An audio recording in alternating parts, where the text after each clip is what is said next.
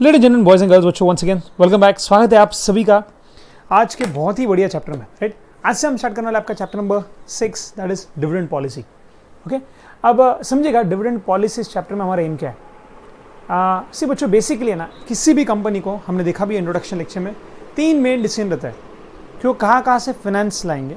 वो है financing decision. लाया हुआ फाइनेंस वो कौन सी जगहों पे इन्वेस्ट करेंगे, कौन से प्रोजेक्ट्स में, कौन से एसेट्स में इन्वेस्ट करेंगे, दैट इज इन्वेस्टमेंट डिसीजन। और ये सब सिलसिला चलता रहे, इसलिए जो आप फाइनेंस लेकर आए हो उस फाइनेंस को जहाँ से भी आप लेकर आए उनको उनके रिटर्न्स देना ज़रूरी है। और वहाँ पे हम पढ़ते हैं डिविडेंड डिसीजंस। मतलब एसेंशियली अगर हमें कंपनी का पूरा एक क्या कह सकता है, एक सिस्टम देख ले, इकोसिस्टम, तो उसमें ऐसा है कि उन्होंने फाइनेंस रेज किया। फाइनेंस रेज किया, उसमें मेन ऑफकोर्स आप लोन से भी फाइनेंस ला सकते हो, आप इक्विटी से भी लेके आ सकते हो। हमने चैप्टर नंबर 3 में वो डिटेल में देखा है। आप ला सकते हो ना, लोन से भी लाओ, इक्विटी से भी लाओ। लेकिन लोन वाला फाइनेंस जो रहता है, उन लोगों को बिजनेस में कभी इतना इंटरेस्ट नहीं रहता कि बिजनेस कहाँ इन्वेस्ट करता है कहाँ नहीं। उनको तो वो इंटरेस्ट भाई ऐसी एक ही चीज़ में रहता है कि आपने जो भी हमसे पैसा लिया है, लोन लिया है हमने, तो उस लोन के ऊपर बस हमको टाइम टू टाइम इंटरेस्ट मिलता रहे। उनको तो उसी चीज़ में इंटरेस्ट है। सो एक्चुअली जिन्होंने आपको लोन दिया है, जिनसे आपने डेट लिया है, डिबेंचर्स लिया है, उनको आपके बिजनेस के इन्वेस्टमेंट डिसीजंस में, डिविडेंड डिसीजंस में इंटरेस्ट नहीं है। उनको तो बस यही है सर कि हम आपने हमारा जितना भी लिया, हमको जितना प्रॉमिस किया उतना टाइम टू टाइम दो। लेकिन आपने ये फाइनेंस जो मेनली इक्विटी से रेज किया रहता है, उस इक्विटी शेयर्स को बड़ा इंटरेस्ट रहता है कि आप उसको कहाँ इन्वेस्ट करने वाले हो। Yes no. और इसलिए कंपनी को फाइनेंसिंग डिसीजन, इन्वेस्टमेंट डिसीजंस और डिविडेंड डिसीजंस, तो ये जो शेयर होल्डर्स रहते हैं, इक्विटी शेयर होल्डर्स, इनको बड़ा इंटरेस्ट है कि आप कहाँ पैसा इन्वेस्ट करने वाले हो। और इन्वेस्टमेंट डिसीजंस इसलिए कंपनी बहुत सोच समझ के लेने हैं। ये हमने देखा था चैप्टर नंबर 2 में, या इन्वेस्टमेंट डिसीजन के कैपिटल बजटिंग के चैप्टर में हमने इसको देखा हुआ है।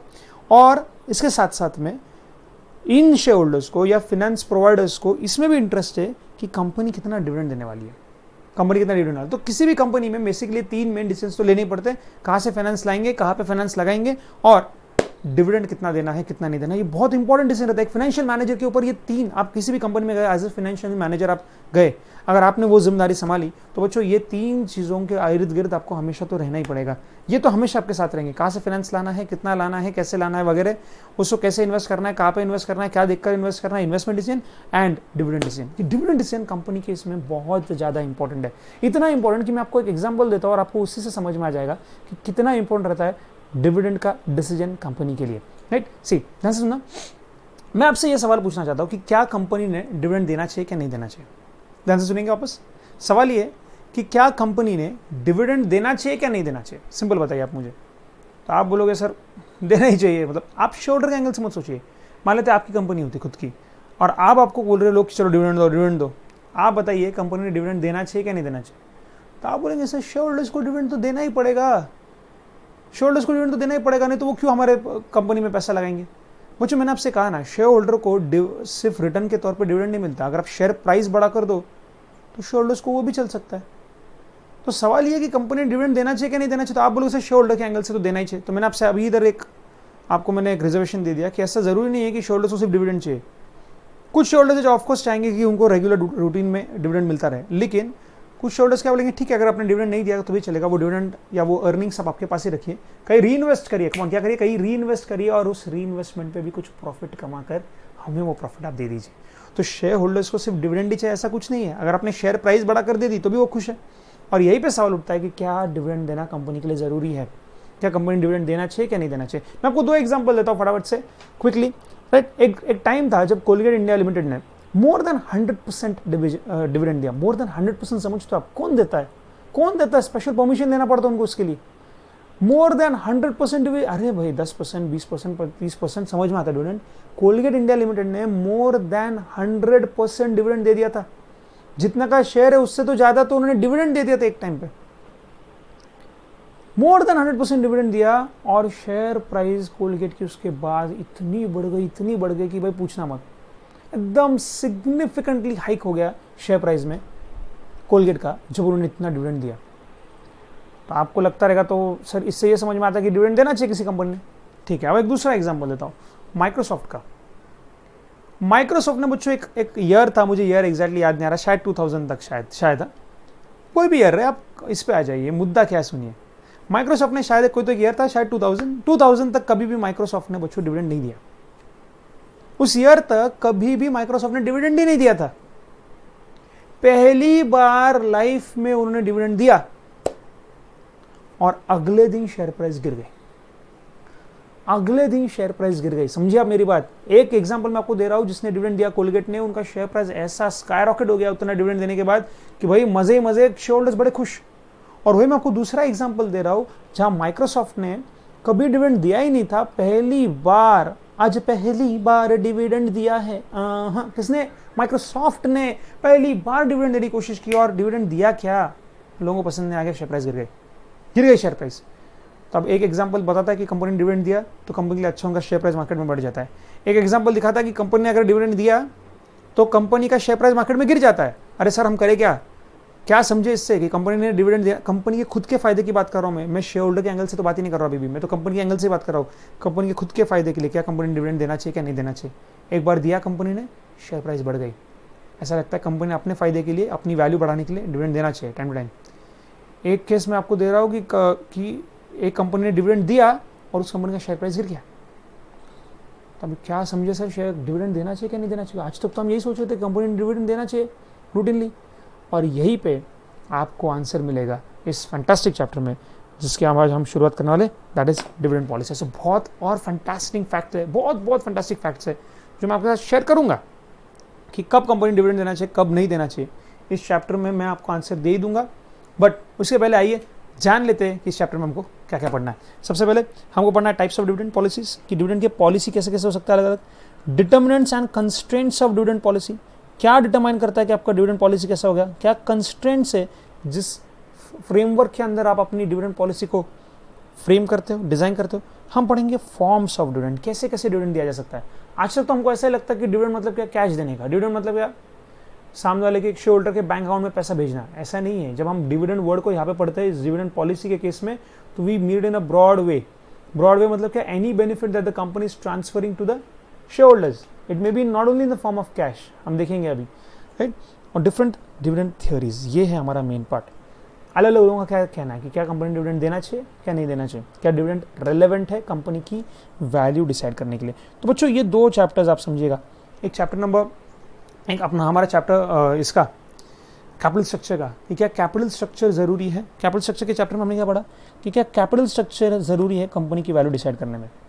अब मैं क्या पढ़ रहा हूँ, क्या कंपनी की डिविडेंड पॉलिसी जरूरी है कंपनी की वैल्यू डिसाइड करने में। मतलब क्या कैपिटल स्ट्रक्चर कंपनी की वैल्यू को अफेक्ट करता है, क्या डिविडेंड पॉलिसी कंपनी की वैल्यू को अफेक्ट कर रहा है, इस पे चर्चा चल रही है। तो अब हमारी चर्चा क्या होने वाली, हम पढ़ने वाले कुछ थ्योरीज, ऐसे थ्योरीज जहाँ पे ये अलग अलग गुरुज बताएंगे कि क्या कंपनी की डिविडेंड पॉलिसी उसके वैल्यू को अफेक्ट करती है, राइट। और बाद में finally practical and legal constraints, कुछ लीगल रिक्वायरमेंट्स होते हैं जो अलग अलग लॉज में लिखे हैं, राइट। वो तो आपको करने ही पड़ते हैं, फिर वो आपके फाइनेंशियल गुरु के हिसाब से हो क्या ना हो, आपके फाइनेंशियल थियोरी के हिसाब से या उसके थीसिस के हिसाब से हो या ना हो।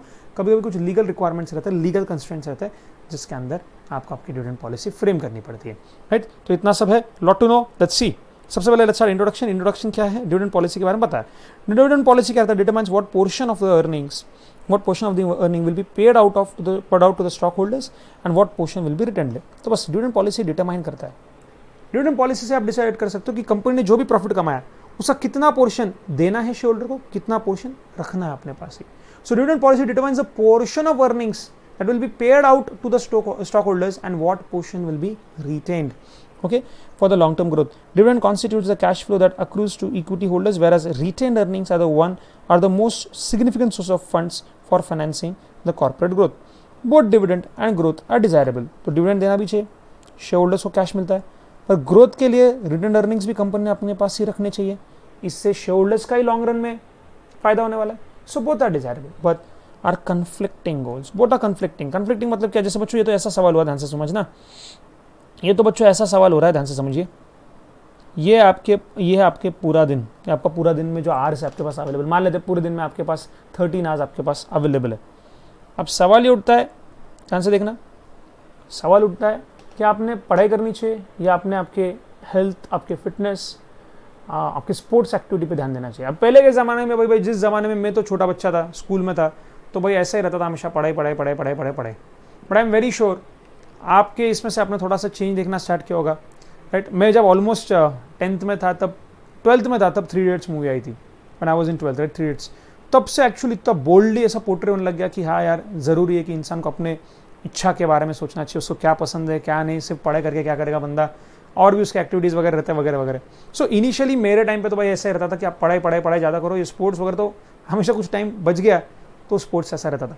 But for sure I am very sure कि आज के तारीख में पेरेंट्स बड़े अच्छे से जानते हैं, खुद भी मानते हैं, और आने वाले जो छोटे छोटे बच्चे हैं उनके लिए उनके पेरेंट्स खुद इस अप्रोच से बने हुए कि दोनों इंपॉर्टेंट है, कि इंसान सिर्फ पढ़ाई करे वो इंपॉर्टेंट नहीं, वो बहुत सारे स्किल्स सीखना भी जरूरी है। आज के लाइफ में जिसका स्किल है वो ज़्यादा वैल्यूएबल है। तो क्या करें, कितना टाइम हम पढ़ाई करें, क्या हम स्किल डेवलपमेंट पे फोकस करें? आप बोलेंगे सर दोनों जरूरी है। वही तो बात हुई कि क्या डिविडेंड देना चाहिए या कंपनी रिटर्न अर्निंग्स अपने पास रखनी चाहिए ताकि कंपनी की लॉन्ग टर्म में ग्रोथ हो। तो बात वही है कि क्या आपने जो पढ़ाई करनी चाहिए, पढ़ाई करी तो आपका अभी का जो ग्रेड है उसमें आपको बहुत जोरदार मार्क्स मिलेंगे, लेकिन अगर आप स्किल डेवलप करोगे तो लॉन्ग टर्म में आपको फायदा होगा। सेम डिविडेंड है ये, जो इस साल के लिए बड़ा काम का है, जैसे पढ़ाई, और स्किल जो लॉन्ग टर्म में काम किए, रिटर्न अर्निंग्स। तो सवाल यही है कि दोनों में से काम का क्या है? दोनों काम का है।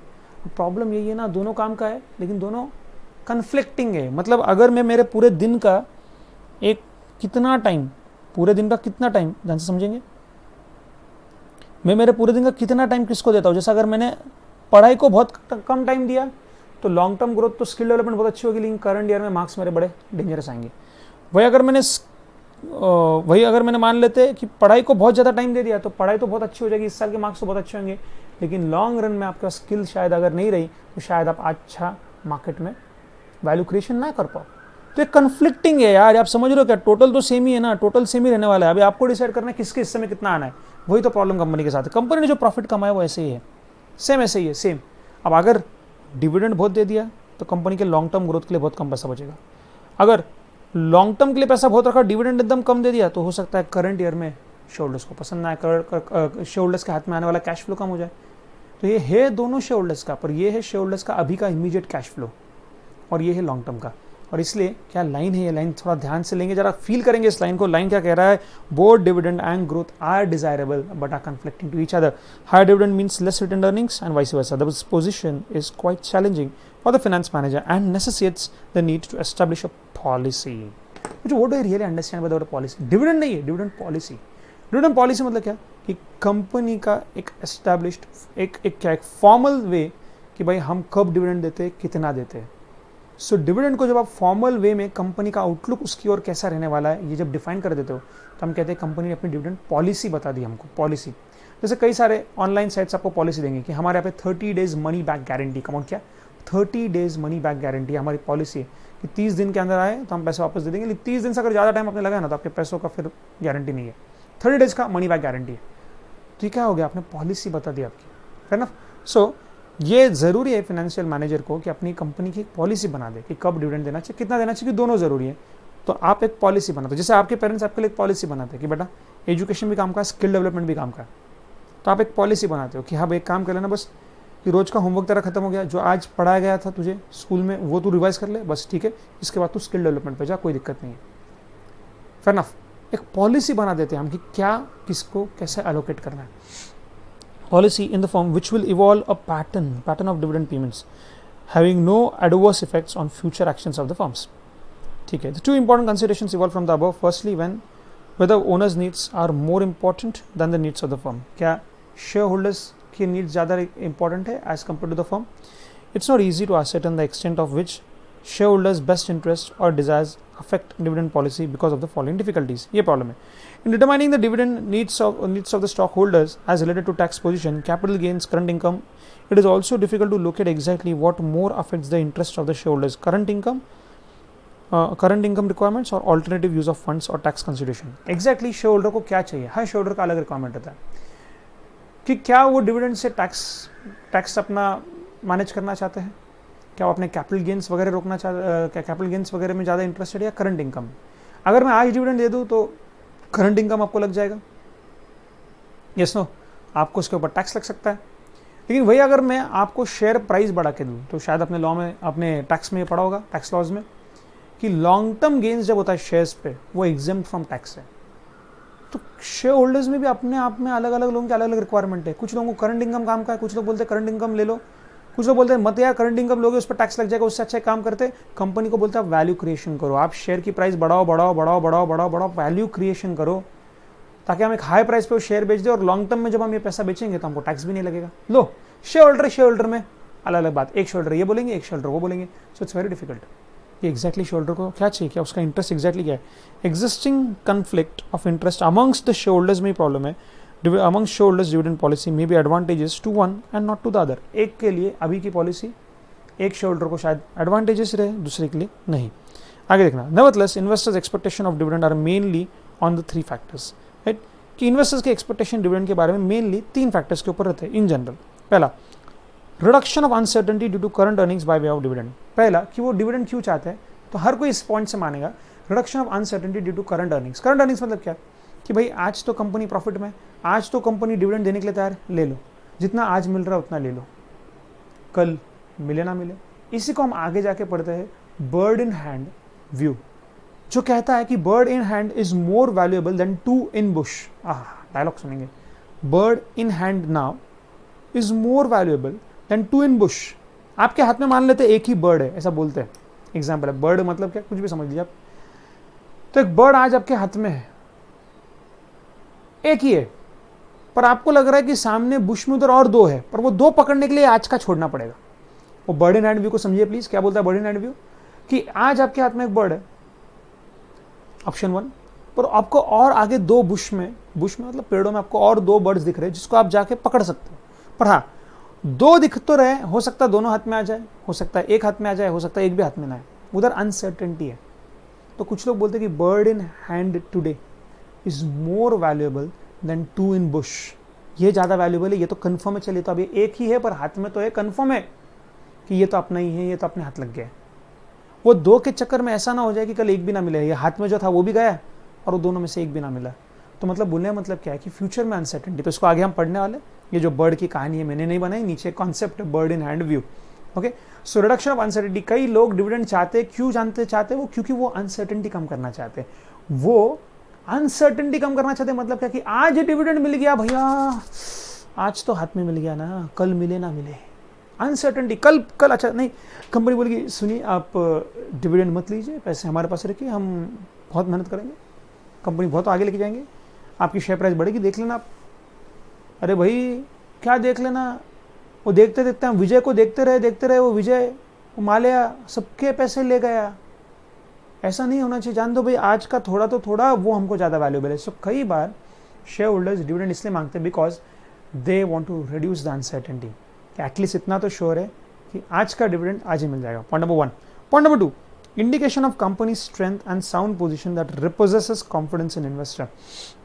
एक और कि अगर कंपनी आज अगर मान लीजिए डिविडेंड दे पाती है तो शेयर होल्डर्स को कंपनी के स्ट्रेंथ पे वापस कॉन्फिडेंस आ जाता है। सी आपने कुछ सोचकर किसी कंपनी में पैसा लगाया होगा, अब हर बार वो कंपनी को शेयर होल्डर्स का विश्वास जीतना पड़ता है।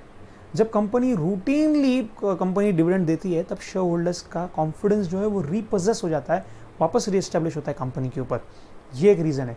और तीसरा, to meet the end need of current income, जैसे स्पेशली ओल्ड एज पीपल, कई सारे बूढ़े लोग हैं, प्रैक्टिकल मैं आपको बोलता हूँ, मैंने मेरे इसमें भी जितने सारे क्लाइंट्स देखे हुए उसमें से कितने ऐसे लोग हैं जो एक्चुअली डिविडेंड इनकम को बहुत इंपॉर्टेंट मानते हैं, right. One of my client what he has done is कि उनके जो पेरेंट्स को, उनके पेरेंट्स इनसे पैसा लेना पसंद नहीं करते।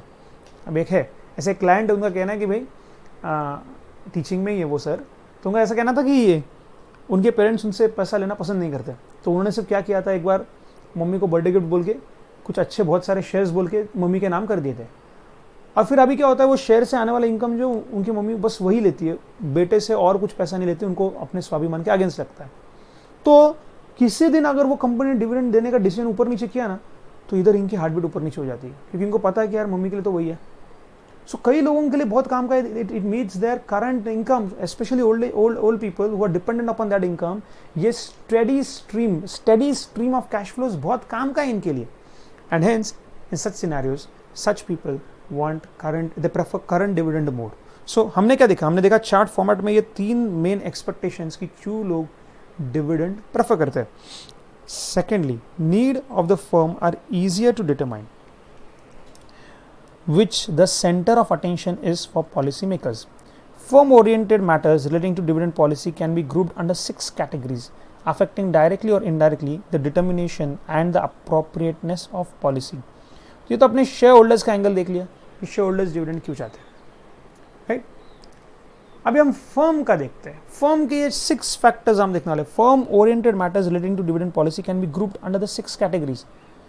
Firm oriented matters relating to dividend policy, तो डिविडेंड पॉलिसी के बारे में फर्म का आउटलुक क्या है वो हम अभी देखना चाहेंगे, जो डायरेक्टली हो या इनडायरेक्टली हो पॉलिसी को अफेक्ट करते हैं। कि ये तो ठीक था कि शेयर होल्डर क्यों मांग रहे थे डिविडेंड, शेयर होल्डर क्या देखकर डिविडेंड मांगते हैं। हमने 3 फैक्टर्स देखे। करंट इनकम उनको ज़्यादा काम का है, वो अनसर्टेनिटी कम करना चाहते हैं, उससे उनको लगता है कि कंपनी के ऊपर कॉन्फिडेंस रखा जा सकता है क्योंकि रूटीनली पेमेंट आ रहा है, कंपनी पर हम विश्वास रख सकते हैं। ठीक है, ये 3 रीजन से शेयर होल्डर्स के डिमांड फॉर डिविडेंड मैटर करते हैं, अफेक्ट होते हैं। But what for the company, what determines the company's need और the company's policy regarding dividend? Point number 1, firms contractual obligations, restrictions in loan agreement, legal limitations etc. and insufficiency of cash.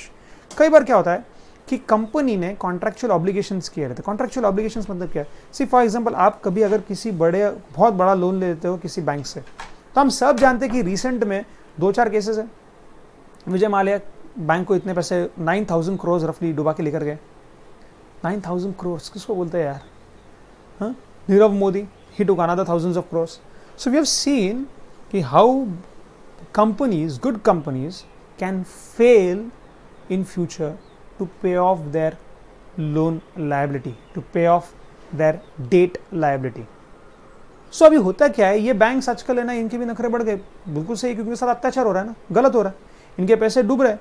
अब ये क्या करते हैं, आपको loan देते हैं but फिर आपसे ना कॉन्ट्रैक्चुअल ऑब्लिगेशन करवा के लेते हैं कि कंपनी को प्रॉमिस करना पड़ेगा कि जो करंट डे का प्रॉफिट आएगा उस करंट डे के प्रॉफिट में से आपने करंट डे का इंटरेस्ट पे कर दिया बैंक को, बचा हुआ पूरा पैसा डिविडेंड नहीं दे सकते आप, ये हमको लिख कर दो तो हम आपको लोन देंगे। आपको जो भी करंट डे का प्रॉफिट हुआ उसमें से हमारा इंटरेस्ट भले आपने दे दिया इस साल का, फिर भी कुछ पैसा और रिजर्व में रखना है ताकि आने वाले ईयर्स में अगर कंपनी में कोई प्रॉब्लम हो तो भाई हमारा इंटरेस्ट तो सिक्योर्ड रहे, हमारा इंटरेस्ट हमको मिलता रहे। अब किसको पता है कोरोना वापस आता है कि नहीं आता है? किसको पता है वापस तुम्हारी कंपनी नखरे करके हमारे पास अभी पैसे है नहीं है? भाई एक काम करो, करंट ईयर का तो आपने इंटरेस्ट दे दिया, हाँ तो आपका काम खत्म नहीं हुआ। अब एक मिनट रुको, इस करंट ईयर के प्रॉफिट्स में से ही certain amount should be kept aside as a reserve for us for the years to come. May be in those years you may not be in a correct position to pay us the dividend and hence there are some contractual obligations, restrictions in loan agreement or legal limitations जिससे company आपको dividend नहीं दे पाती। तो हम क्या पढ़ रहे हैं, वो फैक्टर्स जिससे कंपनी की डिविडेंड पॉलिसी अफेक्ट होती है। मतलब क्यों कंपनी कोई पॉलिसी बनाती है कि हम डिविडेंड नहीं देंगे या हम भर के डिविडेंड देंगे। अरे ऐसी कंपनी पॉलिसी बनाती क्यों है? उनके ऊपर ऐसे उसमें लिमिटेशन रहते हैं, या कभी कभी इनसफिशिएंसी ऑफ कैश है, कैश ही नहीं है तो कैसे करेंगे पेमेंट। बाद में liquidity, credit rating and working capital requirements and other considerations. Liquidity, credit standing and working capital requirements. Liquidity मतलब क्या बच्चों? Liquid hard cash money. आपने बीच में केस सुना होगा, I am very sure, Pune का ही एक केस है, राइट?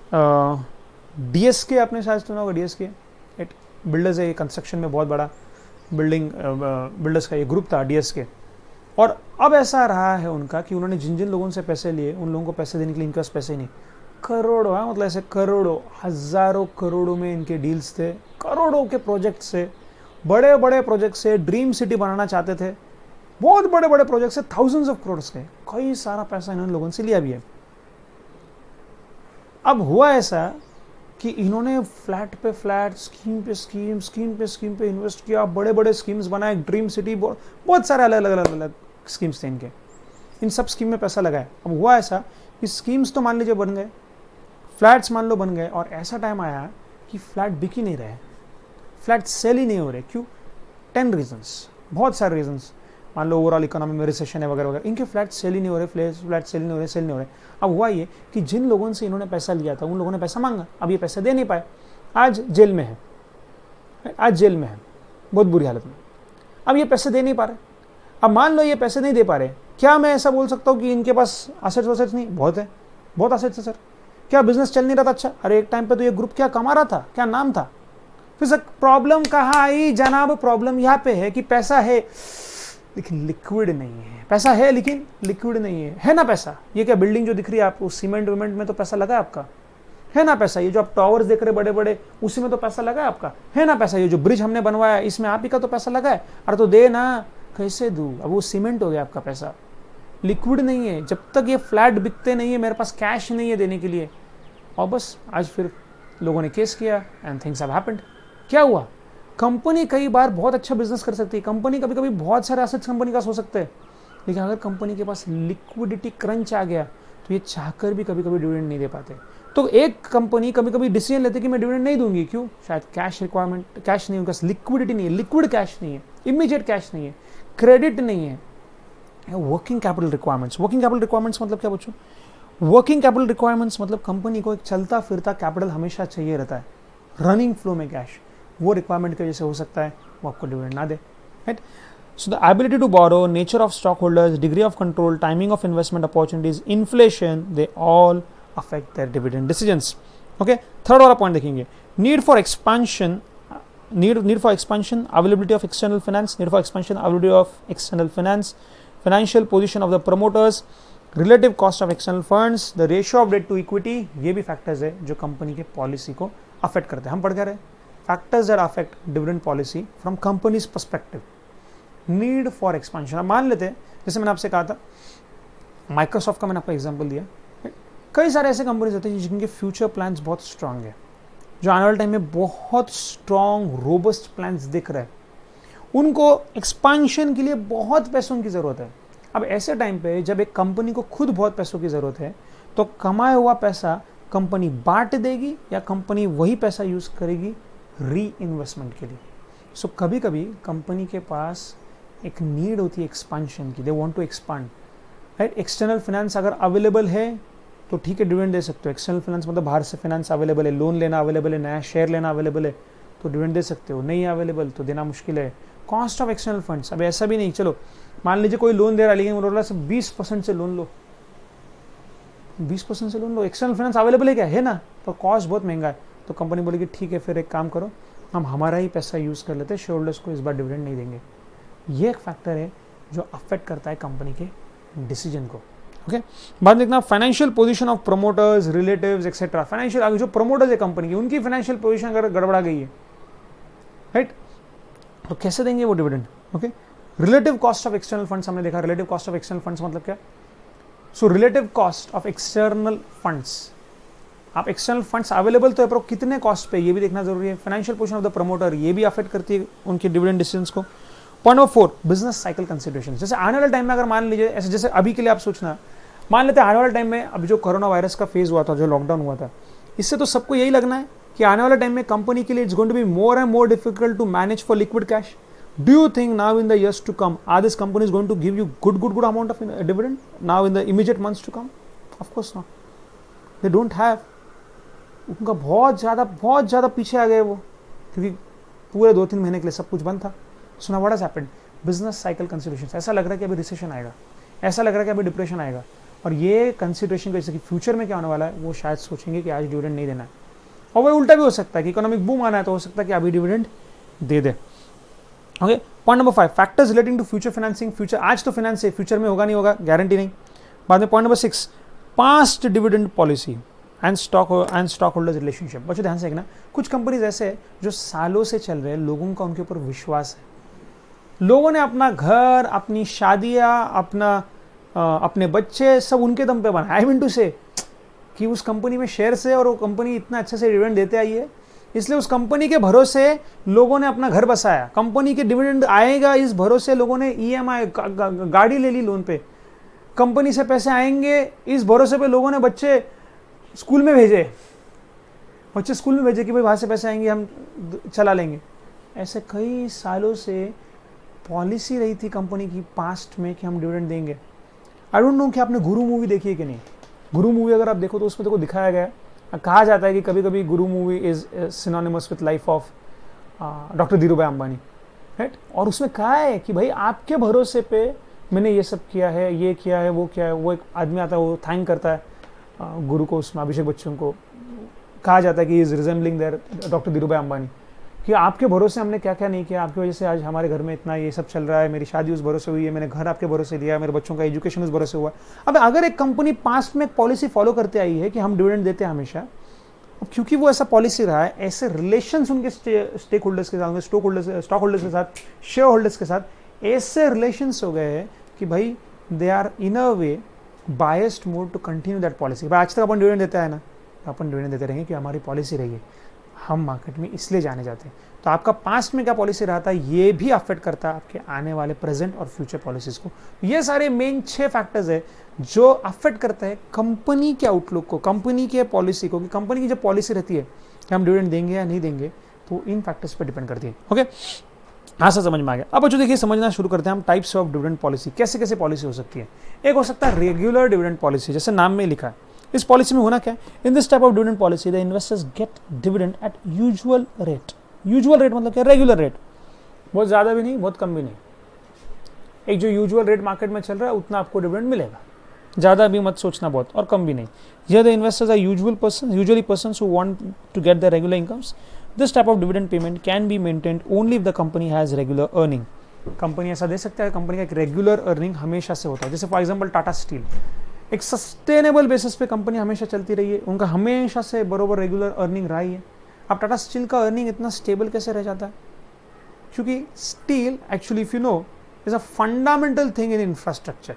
किसी भी इकोनॉमी के इंफ्रास्ट्रक्चर में स्टील, सीमेंट, कंक्रीट ये फंडामेंटल फैक्टर्स है, एंड हेंस उसकी ओवरऑल डिमांड हमेशा रहती है। इवन इन रिसेशन इतना डिमांड नहीं गिरेगा। Get it?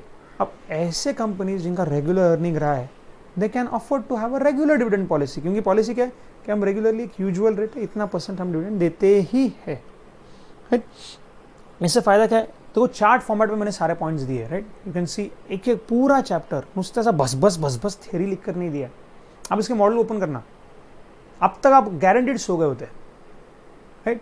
लेकिन ऐसे इसको पॉइंट फॉर्मेट में पढ़ेंगे तो you will be able to understand it in a more comprehensive way, right, कि क्या क्या कवर कर रहे हैं।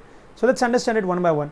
चार्ट फॉर्मेट में सब कुछ। It helps in creating confidence among the shareholders, it stabilises the market value of the shares. तो अगर एक कॉन्फिडेंस रहता है लोगों को कि भाई मेरी कंपनी है डिविडेंड देगी, इसका ओवरऑल ऐसे कंपनीज का मार्केट में शेयर प्राइस स्टेबल रहता है कि लोग जानते हैं कि इनकी पॉलिसी क्या है, एक रेगुलर बेसिस पे, ना ये ज़्यादा देते ना ये कम देते। So because of that their share values experience a more stable pattern.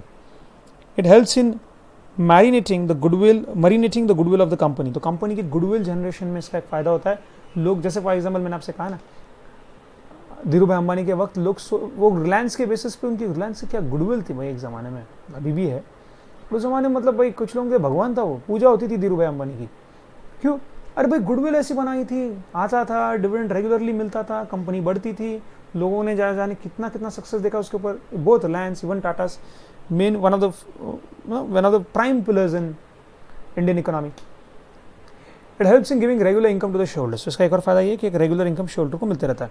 So regular dividend policy के कुछ फायदे हैं। पॉलिसी का फायदा क्या है कि आपकी प्राइस मार्केट में ओवरऑल एक स्टेबल रहेगी, आपकी गुडविल इससे एक बनती है। लोगों के लिए भी फायदा है कि लोगों को रेगुलरली उसमें से इनकम भी आते रहता है। Getting point everybody? हाँ सर। एक है स्टेबल डिविडेंड पॉलिसी, आप ध्यान से देखना। पहला वाला क्या था, रेगुलर डिविडेंड पॉलिसी, अब है स्टेबल डिविडेंड पॉलिसी। दोनों में डिफरेंस समझिए please. What do I understand by the word stable dividend policy? Here the payment of certain sum of money is regularly made to the shareholders. It is of 3 types. एक है regular dividend policy कि वो एक usual rate of dividend देते हैं। Usual rate of dividend, वहां पे क्या था, यहाँ पे रेट यूजुअल था, बच्चों ध्यान से याद रखना क्वेश्चन में, थ्योरी क्वेश्चन आया था, यहाँ पे यूजुअल रेट मिलता है। यूजुअल रेट मतलब क्या कि हमारी कंपनी जितना भी प्रॉफिट होता है, हमारी कंपनी हमें यूजुअली हमारे शेयर पे 13% रिटर्न देती है। 13% रिटर्न, 13% रिटर्न, रेट यूजुअल है, यूजुअल रेट, इतना रिटर्न हमको मिलता है। That is regular dividend policy. Stable dividend policy can be stable in 3 वे। कौन से 3 वे सर? एक है कांस्टेंट डिविडेंड पर शेयर वाला policy. Constant dividend per share मतलब क्या कि हमारी कंपनी हर साल 17 रुपए पर शेयर देती है। एग्जाम्पल है 17 रुपए पर शेयर। स्टेबल है क्या? हाँ स्टेबल ना, हर साल सेम देती है 17 रुपए। स्टेबल क्या है? परसेंटेज सेम है क्या? अमाउंट सेम है, amount. Constant dividend per share. कभी कभी पर शेयर कांस्टेंट डिविडेंड, एक शेयर पे 17 रुपए मिलेंगे. In this case reserve fund is created to pay fixed amount of dividend in the year when the earning of the company is not enough.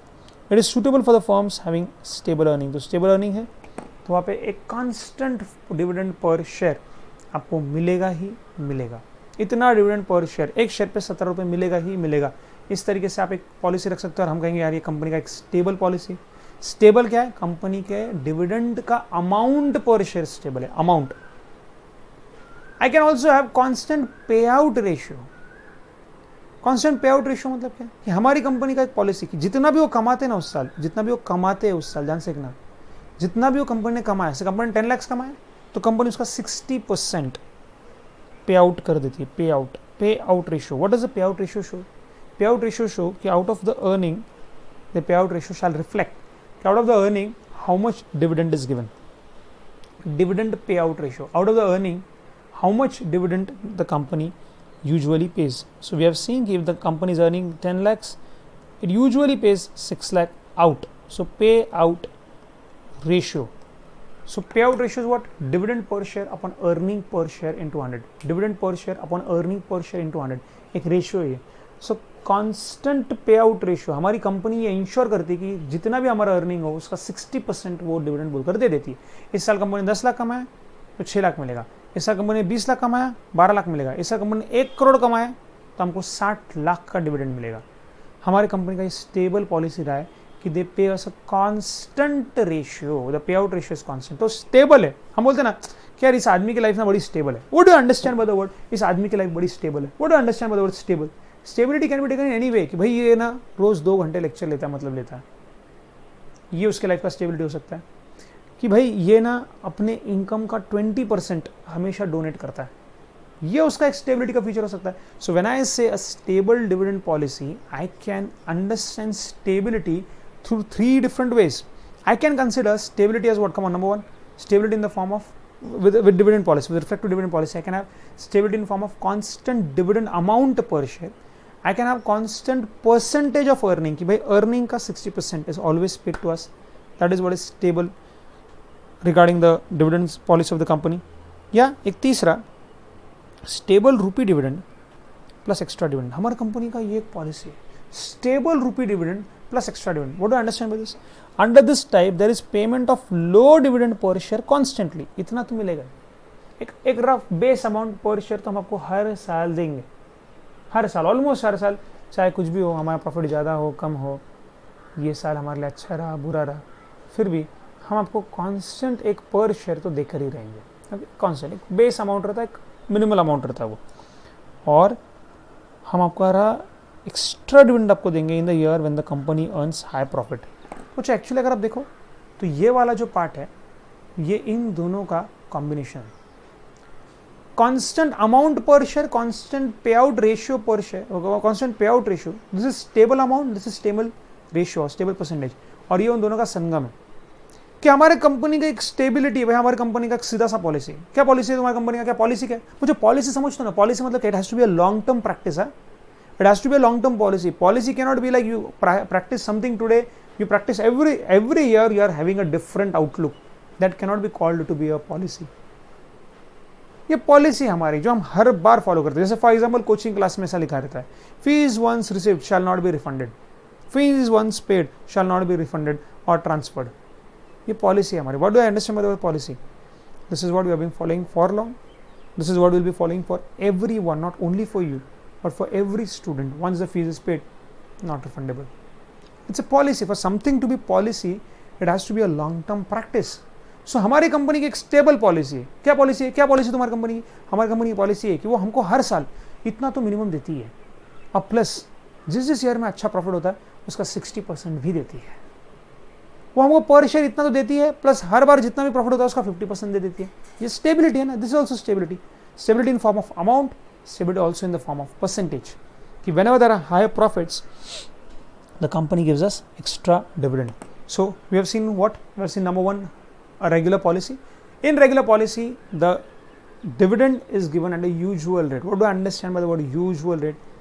That is the rate the company has been following. So rate is usual, and that rate usually is of the face value. भाई हमारा जितना भी हमने invest किया है face value हमारी इतनी, उसका एक 7-8% हमको रिटर्न मिल जाता है। Okay, so it's a usual rate. दूसरा है एक स्टेबिलिटी पॉलिसी, दोनों में थोड़ा डिफरेंस है। वहाँ पे यूजुअल रेट है, कौन सा रेट है, जो अमाउंट था उस अमाउंट का कितना रेट आप देते हो। ये जो है ये अमाउंट का नहीं है, प्रॉफिट का है, माइंड यू। हाँ, कन्फ्यूजन ना करना बच्चों, देखो प्रोफेशनल कोर्स पढ़ रहे हो, डिटेल में पढ़ो। हवा में पढ़ना है तो मतलब नहीं है, फिर मत पढ़ो, फिर मेरे से ध्यान से समझना। ऊपर क्या था, usual rate, that rate is on certain value of the share, कि भाई हाँ मेरा शेयर इतने का है तो उसका इतना हमको 17% देते ही देते। ये जो कॉन्स्टेंट आप बोलो से, यहाँ पे भी तो परसेंटेज सेम है, यहाँ पे भी तो आप बोल ही रहे हो 60%। अरे 60% किसका, शेयर के वैल्यू का नहीं, अर्निंग का। अर्निंग, कंपनी जो कमाती है उसका 60% हमको देती है। ये हमारी कंपनी की स्टेबिलिटी है कि जितना भी वो कमाती है ना हमारी कंपनी, उसका 60% तो हमको दे ही देती है। जितना भी हमारी कंपनी कमाए हमको हर साल वो 17 रुपये डिविडेंड तो दे देती है। जितना भी हमारी कंपनी कमाए 6 रुपये पर शेयर तो हमको देती देती है, प्लस जिस ईयर में हायर प्रॉफिट्स हो उस ईयर में हमको एक्स्ट्रा डिविडेंड देती है। ऐसा, अब इसके मेरिट्स क्या रहेंगे, मेरिट्स ऑफ डिविडेंड पॉलिसी। ऐसे स्टेबल डिविडेंड पॉलिसी देने के फायदे क्या है। पहला, it helps in creating confidence, stabilises the market value again, it helps in giving regular income to the shareholders, same जो ऊपर थे वो। It helps in marinating the goodwill of the company, तो जो रेगुलर पॉलिसी के एक आपके benefits थे रफली वही यहाँ पे भी है। ओके, नेक्स्ट देखना है इरेगुलर डिविडेंड, जैसे नाम में लिखा है इरेगुलर, कंपनी क्या डिविडेंड दे रही है आज की तारीख में पता नहीं, इरेगुलर चल रहा है, कभी देती है कभी नहीं देती है, कभी ज़्यादा देती है कभी कम देती है। So check, as a name suggest the company does not pay, as the name suggests, the company does not pay regular dividend to the shareholders. The company uses this practice due to the following reasons. पहला, due to uncertain earning of the company, company की earning ही certain नहीं है, due to lack of liquid resources, company के पास earning तगड़ा है लेकिन liquidity नहीं है, जैसे मैंने आपको एग्जांपल दिया DSK, ऐसा ही नहीं, लिक्विडिटी नहीं है। The company is sometimes afraid of giving regular dividend, company को डर लग रहा है कि if we give it this year we have performed good, but what about the years to come? It might happen that the years to come will be difficult for us to manage. It will be difficult for us to manage our liquidity, and hence they fear giving a regular dividend. Okay, and due to uncertainty of business, तो कभी कभी irregular dividend क्यों हो जाता है, क्योंकि company के earnings uncertain है, कभी कभी तो बिजनेस से अनसर्टन है, बिजनेस से चलता है कि नहीं चलता है। जैसे कोरोना के फेज में अर्निंग की अनसर्टनिटी नहीं थी, बिजनेस की अनसर्टनिटी थी। बिजनेस की अनसर्टनिटी मतलब क्या, बिजनेस करने मिलने वाला है क्या नहीं मिलने वाला है, ये लोगों को पता नहीं था, कब करने मिलने वाला है ये लोगों को पता नहीं। अनसर्टनिटी है not only in the earning but also in business itself. Okay, चलिए देखते हैं इसके आगे की बात है।